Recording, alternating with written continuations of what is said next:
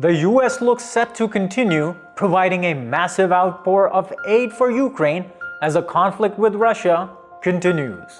We're breaking down how much aid Ukraine has received from the US a year into the war, and where things might be headed if Russia's allies provided the same degree of support. Last week, we covered news of President Biden traveling to Ukraine in a surprise visit, pledging continued American support to Kyiv to repel Russia, as he promised new American military aid worth $500 million. This week, we've had key cabinet members visiting Kyiv and Central Asia as the Biden administration looks to redouble its support for Ukraine. Treasury Secretary Janet Yellen visited Ukraine.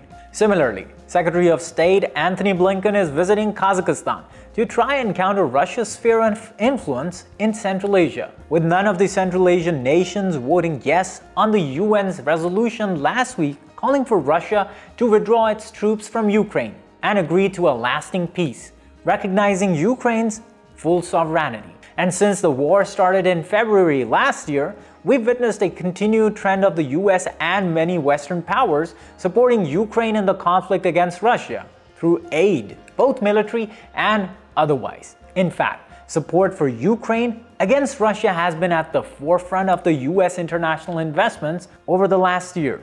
Since the war began, the Biden administration and the US Congress have dispensed more than $75 billion in assistance to Ukraine. While this aid includes humanitarian and financial assistance, the largest portion of the aid can be lumped under military support.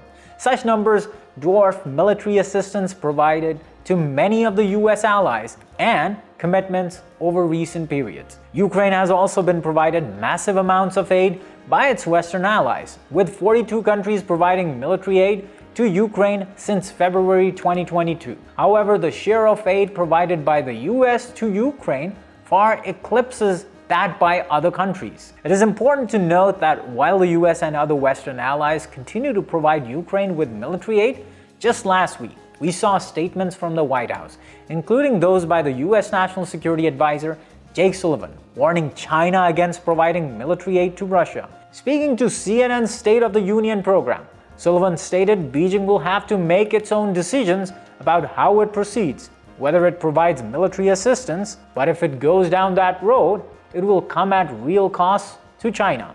So far, China has not provided such military aid to Russia, but experts suggest with continued military aid being provided to Ukraine, Russia receiving such aid from its allies is still a possible option on the table.